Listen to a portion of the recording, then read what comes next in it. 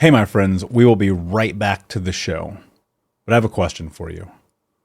Are you struggling with the impact of childhood trauma? Well, know that you're not alone. I'm here to let you know that I'm starting a brand new weekly coaching group that includes a year of life coaching, accountability, support, habit and goal setting, and more.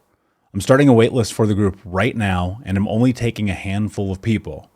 And I'll let you know that through this personalized coaching, we'll work together to help you understand how your childhood trauma has shaped your beliefs, behaviors, emotions, and will help you create a roadmap for healing and growth. Right now, you can schedule an absolutely free coaching session with me and get put on the wait list if you go to thinkunbroken.com. My friends, it's your time to turn your trauma into triumph, breakdowns into breakthroughs, and become the hero of your own story. And I'm here to support you in doing that. Just go to thinkunbroken.com to register for a free coaching call with me and to get put on the wait list for the brand new weekly coaching program. We'll be right back to the show. But before we do, I want to tell you about today's sponsor, factormeals.com, where if you go to factormeals.com/unbroken50 and use the code unbroken50, you can get 50% off your first order. That's factormeals.com/unbroken50. If you're like me and you are a person who is busy trying to create a life, heal, work on their health, wealth, and relationships, and not to mention deal with the day-to-days of normal life, you do not have time to be going to the grocery store and trying to figure out what you're going to cook every single day of the week. In fact, one time I did the math and I realized I was spending over 15 hours a week at the grocery store and cooking. When I added Factor, I got to use that time for myself, for my family, for my friends, for my community, and for my business. And so if you're in the place where you need some more support in the kitchen, head to factormeals.com/unbroken50 and use the code unbroken50 to get 50% off. Hey, my friends, we will be right back to the show. But I have a question for you. Are you struggling with the impact of childhood trauma? Well, know that you're not alone. I'm here to let you know that I'm starting a brand new weekly coaching group that includes a year of life coaching, accountability, support, habit and goal setting, and more. I'm starting a waitlist for the group right now, and I'm only taking a handful of people. And I'll let you know that through this personalized coaching, we'll work together to help you understand how your childhood trauma has shaped your beliefs, behaviors, emotions, and will help you create a roadmap for healing and growth. Right now, you can schedule an absolutely free coaching session with me and get put on the wait list if you go to thinkunbroken.com. My friends, it's your time to turn your trauma into triumph, breakdowns into breakthroughs, and become the hero of your own story. And I'm here to support you in doing that. Just go to thinkunbroken.com to register for a free coaching call with me and to get put on the wait list for the brand new weekly coaching program. What's up, Unbroken Nation? I hope that you are doing well wherever you are in the world. Before we get started in today's episode, I wanted to let you know that my book, Think Unbroken, Understanding and Overcoming Childhood Trauma, is 99 cents on Kindle. On the Amazon store, Think Unbroken, my book is 99 cents from now until the rest of the year. As we head into the end of 2020, I recognize that people need as many resources as possible. And so the Kindle version of that book is only 99 cents. I hope that you'll take some time and check it out and read it and review it and share it and buy 25 copies for your friends. It's really important right now that we come together as a community and a people and heal and learn and grow together. If you're not familiar, Think Unbroken is a book that I wrote about my journey through healing based on the mindset, principles, and adaptations of really what I would consider to be the most important assets of this process. So do me a favor, check out Think Unbroken on Amazon. Please buy a copy or 25. It would mean the world to me, and share it with someone who needs it. Welcome to the Michael Unbroken podcast, where it's all about understanding your past, getting out of the vortex, creating intention, cultivating self-belief, and becoming the hero of your own story.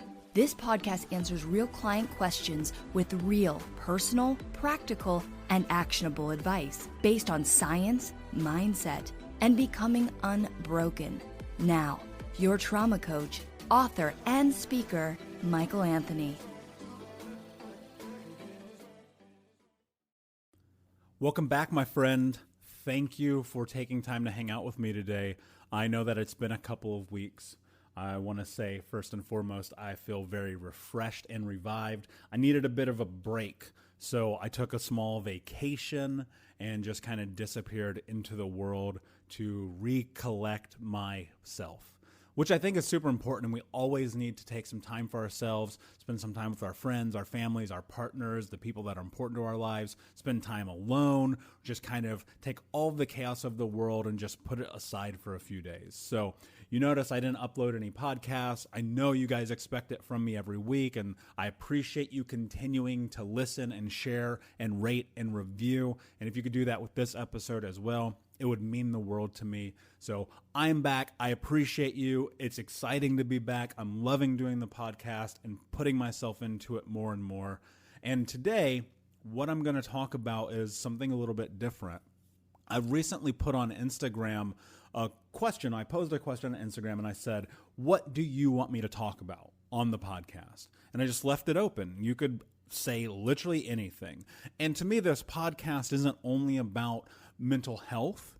I had questions about sexuality and healing and employment and careers and, how to navigate relationships and how to deal with your parents and so on and so forth. The list just went on and on and on and on. So if you have a question that you would like me to answer or a topic that you would like me to talk about on the podcast, feel free to message me on Instagram at Michael Unbroken, or you can even email me. My personal email, this comes directly to me, is michael@thinkunbroken.com. And then that way I can answer your question on the podcast or talk about that topic at hand. And so as we head into this week's episode, that's exactly what we're going to do. Someone asked me, and they asked to remain not anonymous, so I'm not going to share their name. They said, what are your thoughts on plant medicine for healing childhood trauma? I have a lot of thoughts on plant medicine for healing childhood trauma. The first thing that comes to mind is I am very familiar with plant medicines. Let me preface this real quick. I am not a shaman and I am not a doctor. Don't take anything what I say. Like, I don't want you to message me in a month and be like, I tried ayahuasca and now my life is worse. That's on you. Let's be very clear. I love you and I support you, but this is on you. Everything that you do around drugs and things of that nature, you are an adult, I hope. And if you're not, you shouldn't be listening to this anyway. Or maybe you should. I don't know. I don't make your decisions for you. That said, what I want to talk about is not only my experience with different plant medicines, but the impact that I think that they have. I can't talk from a third person perspective, and I'm not a scientist and I'm not a botanist, so I don't understand all of the mechanisms of them, but I do understand my journey. And I've shared it before. I started smoking weed when I was 12 years old. That is so incredibly. I don't think that people really understand the negative ramifications of smoking marijuana that young. For me, it was escapism, right? It kind of started like this. My best friend hit me up and he goes, hey man, do you want to go for a bike ride? Well, I'm like, of course. It's midsummer Indiana. It's hot as hell in our house. I just want to get out. And my grandmother at that time was driving me insane. So I'm like, all right, yeah, totally, whatever. And so I tell my grandma I'm going for a bike ride. I'll be back eventually. Because, this was the 90s. This was the late 90s. It might have been 98, 99. And back then, you could just disappear as a kid on your bike and no one would give a shit. In fact, they encourage it. Don't come home till midnight, whatever. And I tell my grandma I'm going to go on this bike ride with my best friend. And she says, well, will you bring me home a Diet Coke? And I go, yes, of course. She gives me $1. I expect that I'll use that $1 to go to the convenience store on the corner. I'll grab her a Diet Coke when I come back home.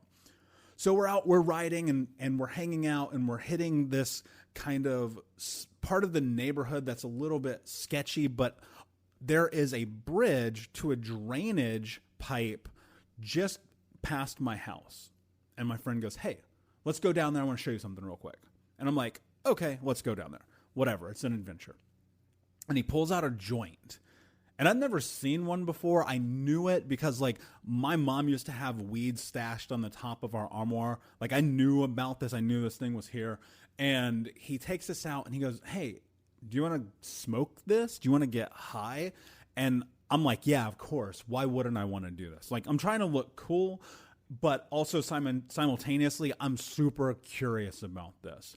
And I don't know where that curiosity comes from. Maybe it's from television or movies or like seeing it in my home. But I was like, yeah, I absolutely want to do this.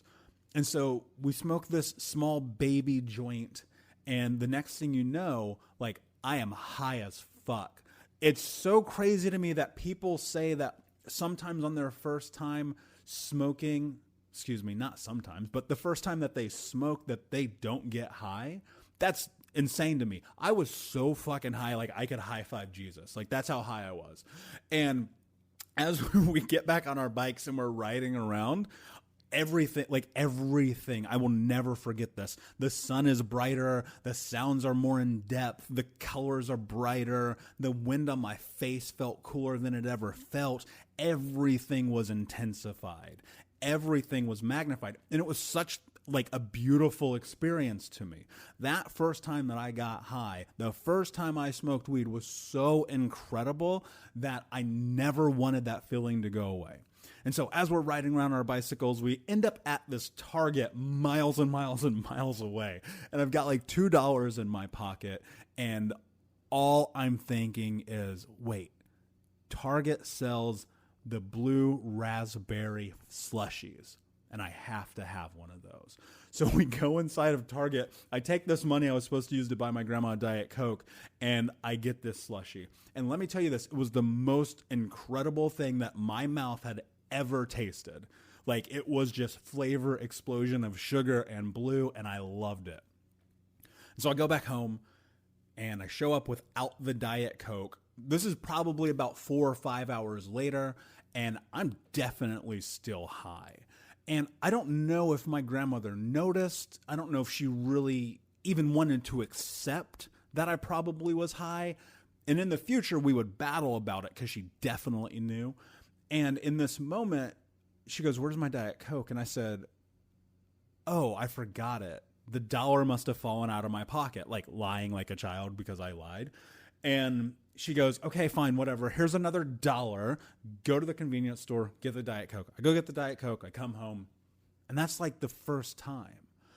And, you know, they talk about chasing the dragon when you use drugs like cocaine or heroin, which I've never used. And I've never smoked crack. Luckily, even though it was everywhere in my neighborhood as a kid. And I remember every single time that I got high after that time, not leading up to that.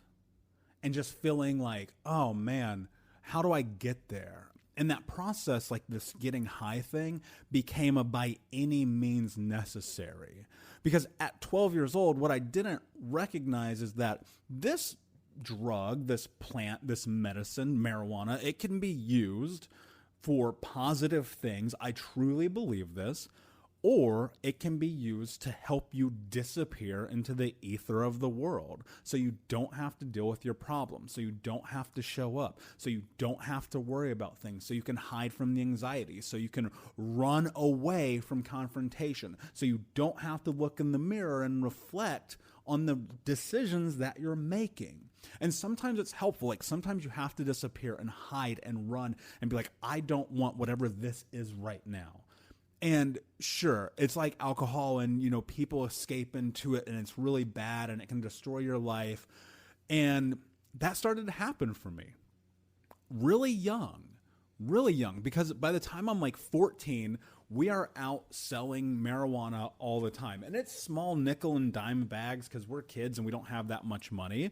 But we were doing anything in our power to get more weed. We were breaking into houses to steal stuff, to sell, to buy marijuana. We were stealing cars to buy marijuana. We were just trying to sell more and more drugs, right? And part of it also was like just getting high.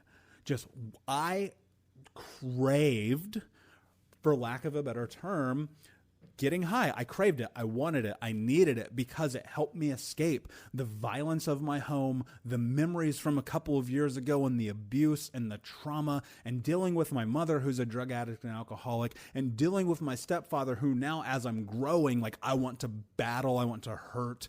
Like I'm dealing with my grandmother who at this point, her racism is starting to dip into my life a little bit. And I'm dealing with the fact that I'm flunking all of my classes in school again. I'm the loser. I'm the outcast. I'm a chubby kid. I was shopping at Walmart Husky section. If any of my friends are familiar with that, you know what I mean? And I find myself in this place where I'm like, all right, I just got to get high. I don't care. I'm going to do whatever it takes. And the next thing you know, sun up to sundown, every single day that is humanly possible, I am high because I just don't know another way to function. I've run out of ideas on how to be a human being. My identity was tied to being high. And that led to getting almost expelled from school, being in handcuffs a couple of times, running from the cops more times than I care to count, losing friends, losing relationships, and ultimately not graduating high school on time, right? I can attribute the fact that I was a failure in school to the fact that I was high and hanging out with the wrong people. And teachers would tell me, they'd say, hey, you're actually with the wrong crowd. Like the people you are spending time with, their lives are not going to go anywhere. There's something about you, Michael, that is different that you need to figure out how to tap into. But I didn't know how to do that. And so I never really did. I never put myself into a position to be successful in high school because I thought, oh, they're just trying to keep me away from the only people who actually care about me. Because also there was community in getting high, right? I had some really fun experiences. I also had some really bad, some really dark, and some incredibly dangerous experiences around marijuana. And as I headed into my adult years after high school, my early 20s, it became everything, right? It became like cracky at times where I'm like, I have this itch. I would wake up, I'd get high, I'd go to work, I'd be at work, I'd take a break, I'd get high, I'd go home, I'd get high, I'd go to bed and get high. Like it just never stopped. It was this never ending circle. And of course there was like alcohol involved in there and some other things, but weed was this powerful, like succubus, for lack of a better term. Like it just wanted me and I wanted it. And it was a siren, you know, in the ocean. And it just called to me no matter what. It's like, Michael, get high. And I'm like, okay, that seems reasonable. Not recognizing even then that it was destroying my life. And I think a lot of people have this battle. I know a lot of people do. Some of my clients do. Some of my friends have. And, you know, you battle with this because it's tied up to your identity and your community and your friendships and your family and the way you think about yourself and the need for escapism and all the stuff that we've talked about. And then one day I was like, I can't do this anymore. I can't get high anymore because my body, like, physically began to reject marijuana. And what I mean by that is every time that I got high, I would have the most incredibly vicious panic attacks. They were crippling, where I would be on the ground for 4 or 5 hours at a time. Like, I remember one that was so bad, I actually went to the emergency room. And you have to think about this. I had been getting high since I was 12 years old. And here I am at 28, like, oh, I need to go to the emergency room because I am so high right now, I actually feel like I'm going to die. And I think that was, you know, we talk about trauma being embedded in the body. And if you've ever read the book, The Body Keeps the Score, it talks about this thing we have to release. We have to take this trauma and this pain and what is inside of us, and we have to push it out into the world, out of us. We have to relieve it. It's like letting go of a pressure release valve. You have to put yourself in a position to access your humanity. And marijuana, for some people, allows them to do that in depth.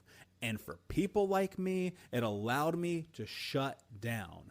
And by shutting down, I never had to access that trauma. So it built and built and built and built until it would start to explode.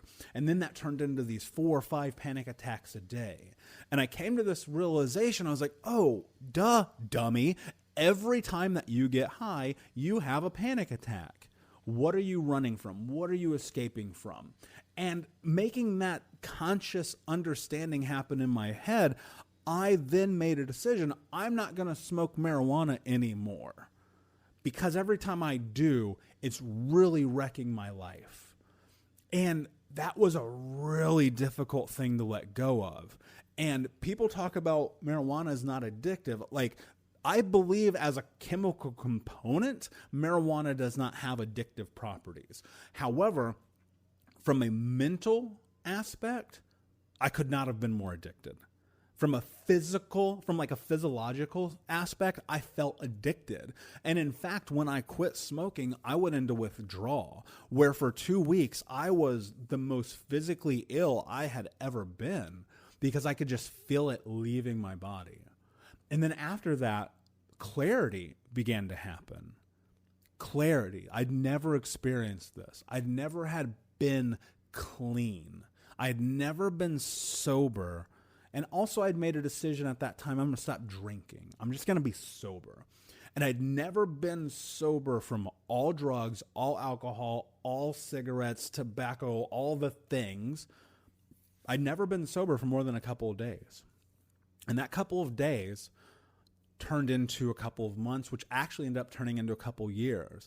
And it was in that place that the majority of my healing really took form, where it really began to shape and form the person that I am today, because I could create intention and understanding around my growth. And I wasn't tied and stuck within this idea that I am a victim, which was a really big deal. That was that understanding, that flip in my mindset from this is everyone else's fault and it is my problem, turned into, yes, really bad things happened to me. Yes, they negatively impacted my life. Yes, I carry the scars, but my life and everything that happens from this moment is within my. Hey, what's up, my friends? Hope that you are doing well wherever you are in the world today. Before we get started, I wanted to let you know that I've released some new material on Think Unbroken Academy. If you go to thinkunbrokenacademy.com, you can take the self-love assessment as well as the free course is CPTSD Controlling My Life, as well as sign up for the upcoming courses where we take some deep dives into mindset, healing, trauma, and overcoming. So you can check that out at thinkunbrokenacademy.com, and I will see you in the classroom. Hands. And that was powerful. And I mean, I get goosebumps talking about it right now because it's held true almost a decade later, where I have these moments yeah, I'm in control. Everything that happens in my life, despite, I get to look down at my finger that was cut off by my mother every day. It never goes away. But the pain that I carried, it doesn't, how do I phrase this the right way? It doesn't consume me, right? It'll always be there. It'll never go away. That's how life works. But that space of sobriety gave me the ability to heal. It gave me the ability to step into who I am a little bit more. And so, when you think about marijuana, it goes both ways. It can either help you or it can hinder you. And in this healing process and journey, as I was in these bouts of sobriety and stepping into what was next, I was offered mushrooms multiple times. And the fear of mushrooms and the potential for me to lose control as a control freak and a perfectionist was too much. I couldn't imagine even doing it. I think about mushroom medicine and psilocybin and the impact that they've now had on my life. And I think many things in life, they will come to you at the right time if you are paying attention. The things that you need in your life for healing, for growth, for your journey, for connection, whatever it is, will come to you at the right time. And I didn't feel like mushrooms were the right time for me for a lot of my late 20s and even into my early 30s. And then I was traveling the world, and I was in Vietnam, and I do not suggest, actually don't even listen to this part, just skip it because it's probably incredibly illegal. Actually, I know it is, and you might get the death sentence there, so be cautious. And I'm going to leave out some details to protect the people involved because that's really important. So I'm in Vietnam, and I am doing this meditation, and I'm thinking to myself, I believe that right now is the time for me to experience psilocybin. I've been listening to Joe Rogan podcast. I'm sure you guys are super familiar with that. I've been reading some research on it. I watched a couple documentaries about psilocybin, and I had gotten to this place in my life where I felt like I could freely let go of this idea of control, because I recognized that the harder I held, the further away things got from me. And so now I'm thinking about letting go of control, and I'm thinking about why I need this. Not actually understanding or recognizing that that need was going to impact my life in a way that to this day has shaped who I am. So I'm in this meditation, and I say, okay, I'm going to find mushrooms. In Vietnam, in this place where drugs are so illegal that you could go to prison for life for a joint. And if you have heroin, they're going to give you the death penalty, right? Like, drugs are for real out there. Like, you do not mess with them. But something told me, the universe, spirit, my gut intuition, whatever you want to call it, said, this is the place to do this. And so I knew someone, and I had a conversation with them, and I said, this is the thing that I had come up during meditation. And this, someone said, oh, I can actually help you with this. I am one of the only people in the entire city of Ho Chi Minh, which is where I was at the time, that has access to this plant medicine. And I thought to myself, oh, perfect. How the universe brought this person into my life months prior, and we had so many conversations, and I came to this realization that now was the time, and they were like, oh, I can help you. And of course I'm hesitant, I'm scared, I'm terrified actually of like, okay, worst case scenario. And as I sat and I thought through it, I thought, okay, worst case scenario, I'll go to prison for the rest of my life, and this is a sting, and the cops will show up, and I'll get beaten every day, and so on and so forth. And I was like, well, that's not going to be a lot worse than my childhood was, so let's see what happens. And so this person supplied me with a few grams, and I decided to take them before a meditation, and I took 4 grams, which is a pretty significant amount for the first time, I feel, but I'm a big guy, so I thought, okay, let's see what happens. And what happened next was profound in a way that even today I can't fully understand. So I'm in this meditation, and I feel the effect start to take place. And it's this little bit of a heaviness, right? But it's also like my brain started to remove itself from my body. And suddenly I was watching myself in the meditation. And as I was watching myself, it just was laying there, nothing really coming to mind. And I decided in that moment, I literally said this out loud. I said, take me wherever I need to go. And I don't know why I did that. It was just the readiness was there. Like whatever was going to come, whether it was a very traumatic, nightmarish type experience or this beautiful bliss, I was willing to step into it. And so as I stepped into it, I found myself floating in the ocean. Like I could feel the warmth of the water. I could feel the darkness. You know, if you go deep enough in the ocean, it just kind of turns dark. I could feel all of that happening. I could feel the warmth of it also. And I kept going deeper and deeper and deeper. And suddenly I noticed a treasure chest. And it was gold, and it was illuminating all of the ocean from it. And it felt like it was about a mile away, and I'm swimming towards it, and it's getting bigger and bigger. And as I swim, it gets bigger and brighter, and I get closer, and I'm reaching my hand towards it, this beautiful, bright, gold treasure chest. And as I reached, an octopus comes out from behind it and wraps its arms around the chest. It's this gigantic blue octopus. And it looks at me and it says, "You're not ready for what's inside of here." And I said, "Yes, I am. Show me." And it said, "No, you're not. What is in here, you're not ready for." And I screamed, "Show me. I am ready." And the octopus looked at me and it said, "There's no going back from here." And it removed its arms from the chest, and my hand reached as it opened, just this beautiful light opening from inside of it. And I was sucked in. And I was sucked into this memory of sitting on my front porch at 8 years old as my mother was convulsing on the ground from one of her many overdoses, and my stepfather screaming at me, "Call 911, call 911.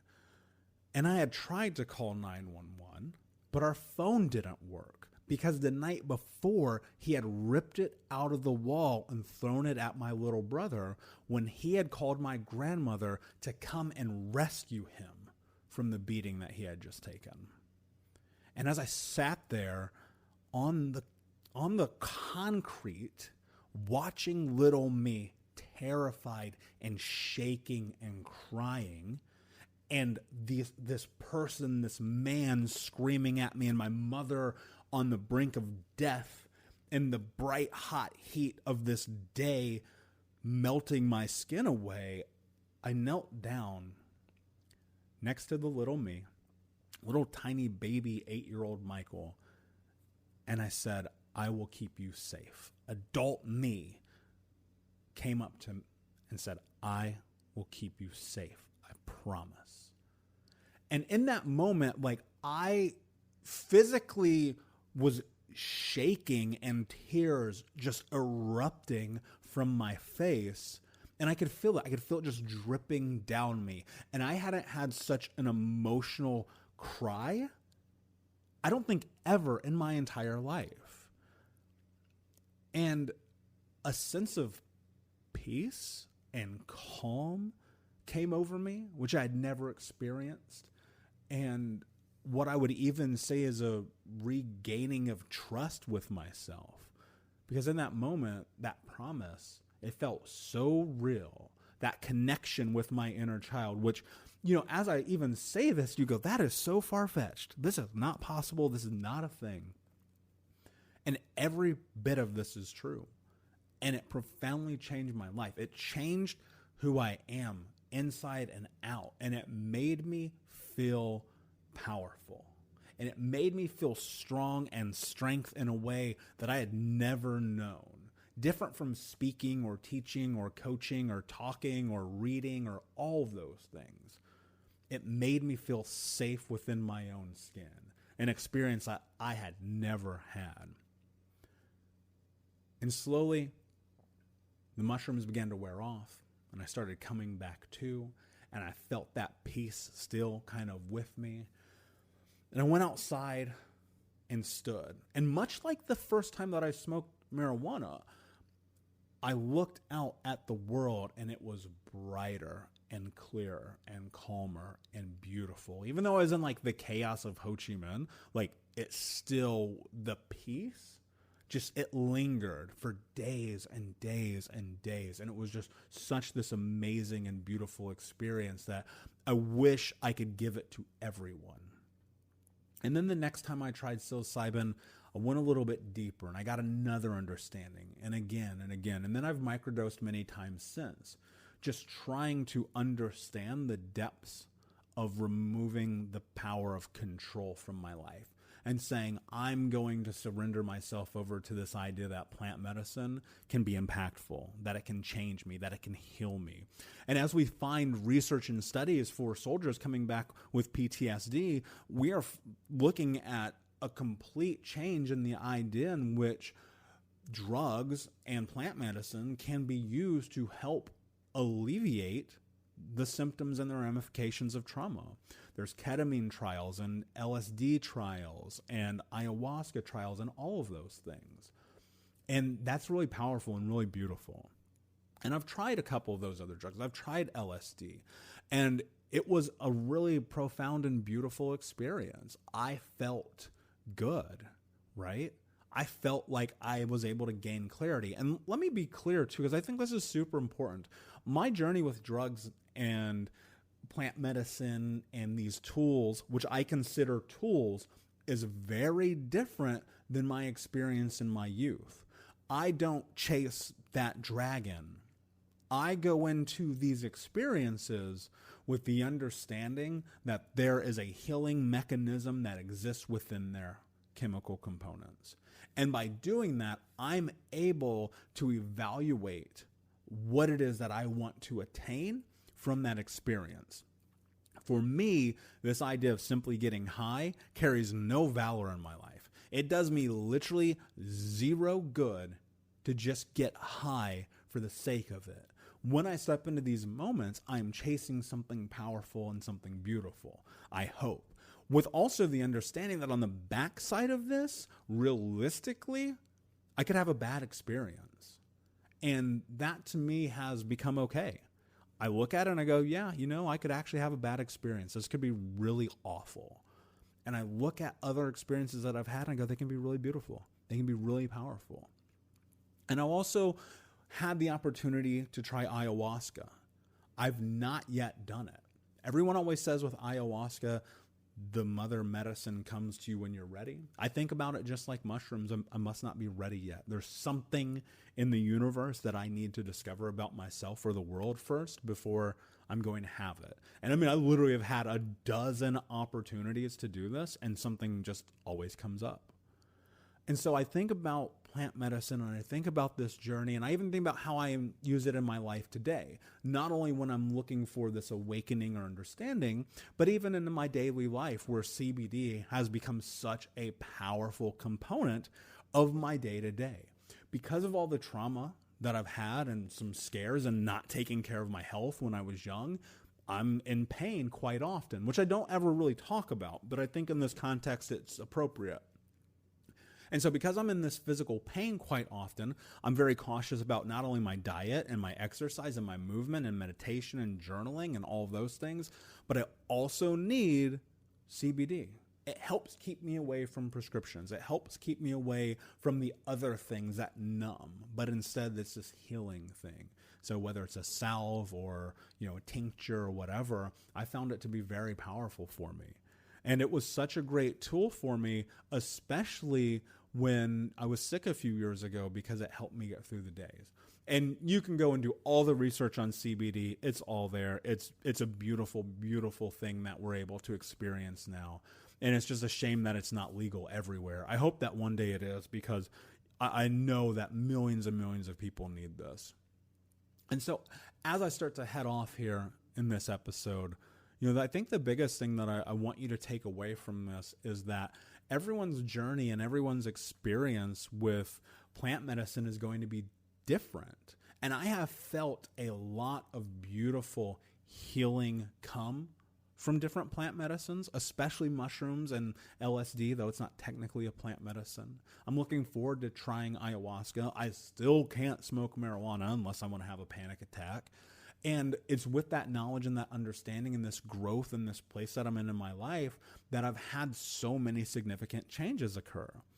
And so if you're curious about these plant medicines and the impact that they have on trauma and healing, I think the best thing that you can do is research them. Research them. Talk to people, because you can find them. They exist. Talk to people who have experienced it. Talk to people who administer it. There are even psychologists and therapists who will guide you through sessions. There's shamans. There's documentaries. There's podcasts. There's video. There's everything. All the information that you need to know about this journey in stepping into plant medicine and the potential to be healed or find healing in it exists. The one thing I want to caution you about, though, is as you step into it, are you doing it for the right reasons? Are you experiencing plant medicine for the right purpose. I talk about this a lot. And intention is so incredibly important in all facets of your journey that you must sit down and make a choice and create intention around what it is that you want to experience. Because without doing so, it's like jumping out of a plane with no landing zone. My friend, I just want to thank you for spending some time with me today. I know this podcast is a little longer than usual. I wanted to go deep. I want to share some experiences with you. I hope it's profound for you. I hope something comes to you from this. And it would mean the world to me, seriously, if you would both rate and review this podcast on iTunes, or share it with a friend. Share it with someone who needs it. Because I know that as a community and as a group of people and as the unbroken nation, the only way that we're going to create real change in the world is together. And so until next time, my friend, be unbroken. I'll see ya.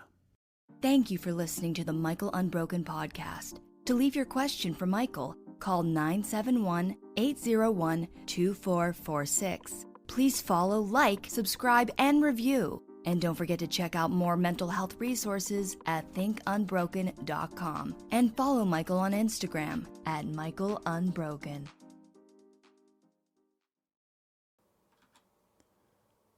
Hey, my friends, we will be right back to the show. But I have a question for you. Are you struggling with the impact of childhood trauma? Well, know that you're not alone.